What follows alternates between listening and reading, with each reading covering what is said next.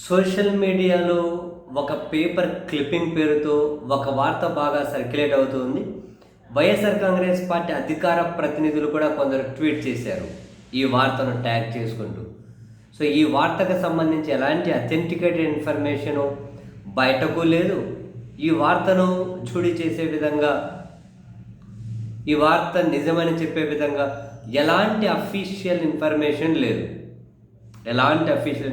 But ఈ వార్త అయితే ఫుల్ సర్క్యులేట్ అవుతుంది. నిజమా అబద్ధమా, మరి ఈ వార్తకు బేస్ ఏంటి అన్న విషయం తెలియదు. కానీ అమరావతి నిర్మాణాల్లో అత్యంత కీలకమైన నిర్మాణాలను చేజిక్కించుకునేటువంటి ఎల్ఎన్టీ మేము రాబోయే 4 సంవత్సరాల్లో ఈ నిర్మాణాలు పూర్తి చేయడం సాధ్యం కాదని, ఆ తర్వాత వచ్చిన ప్రభుత్వాలు మరి ఈ బిల్లులు చెల్లిస్తాయో లేదో ఇబ్బందులు వస్తాయని, కాబట్టి ఇప్పటి వరకు మేము చెల్లించిన పనులకు డబ్బులు చెల్లిస్తే తర్వాత ఈ పనుల నుంచి తప్పుకుంటాము అని చెప్పి అన్నట్లు ఆ వార్త సర్క్యులేట్ అయితే ఉంది. దీనికి సంబంధించి ఎలాంటి అధికారిక సమాచారం లేదు. బట్ ఈ క్లిప్పింగ్లో ఉన్న దాని ప్రకారం ఇది నిజంగా మరి ఫ్యాబ్రికేటెడా లేకపోతే నిజమేనా మరి అన్న ప్రభుత్వం, లేకుంటే ఇది ఇంకా ఎక్కువ సర్క్యులేట్ అవుతుంది కాబట్టి సర్కార్ వైపు నుంచి ఏమైనా క్లారిటీ వస్తుందేమో చూడాలి. అంటే ఈ వార్తా క్లిప్పింగ్లో ఏముంది, అమరావతి నిర్మాణంలో మేము భాగం పంచుకోలేమని ప్రఖ్యాత నిర్మాణ సంస్థ ఎల్ఎన్టీ ప్రభుత్వానికి కుండబద్దలు కొట్టినట్లు చెప్పిందని తెలుస్తున్నది. అమరావతి సత్వర నిర్మాణం కోసం చంద్రబాబు నాయుడు తనకు ఇష్టలైన కాంట్రాక్టర్లకు తలా 10,000 కోట్ల రూపాయలకు తగ్గకుండా నిర్మాణ కాంట్రాక్టర్లు పంచిపెడుతున్నారు.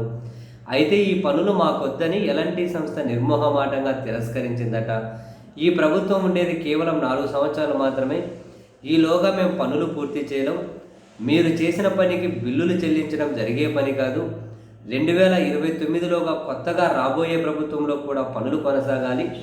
కానీ ఆంధ్ర రాష్ట్రంలో ప్రభుత్వ కొనసాగింపు అనేది అసాధ్యంగా కనిపిస్తున్నది. కొత్త ప్రభుత్వం వచ్చి రాగానే పనులు బిల్లులు నిలిపివేయడంతో పాటు ఏదో ఒక నెపంతో కేసులు పెట్టి వేధించడం ఖాయం. ఆ చికాకు మాకొద్దు, మేము ఇతర రాష్ట్రాల్లో పనులు చేసుకుంటాం తప్ప ఆంధ్రప్రదేశ్లో కాంట్రాక్టులు చేయలేమని చెప్పేసిందట ఎల్ఎన్టీ. అంటే ఇంకా రాసుకుంటూ వచ్చారు, మంత్రి నారాయణ గారు ఎంత చేయమని చెప్పినా వాళ్ళు ఎల్ఎన్టీ వినట్లేదని, పాత బిల్లులు విడుదల చేయండి, మిగిలిన పనులన్నీ పూర్తి చేసి వెళ్ళిపోతామని నిక్కచ్చిగా చెప్పేశారని ఈ విధంగా రాసుకుంటూ వచ్చారు. సో ఇదంతా చూసాము అని అంటే ఈ రాసిన విధానం చూసినా కూడా ఇది కావాలని తయారు చేసిన కంటెంట్ లాగా అనిపిస్తూ ఉంది.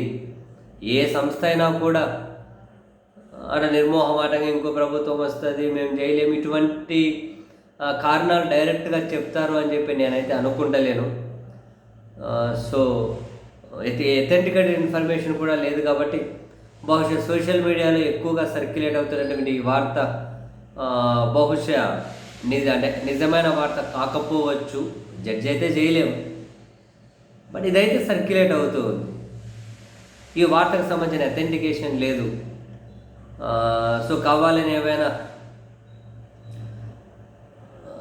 రాజకీయపరమైనటువంటి కోణంలో దీన్ని ఏమైనా సర్క్యులేట్ చేస్తూ ఉన్నారా, ఇది కావాలని తయారు చేశారు ఈ కంటెంట్ తెలియదు.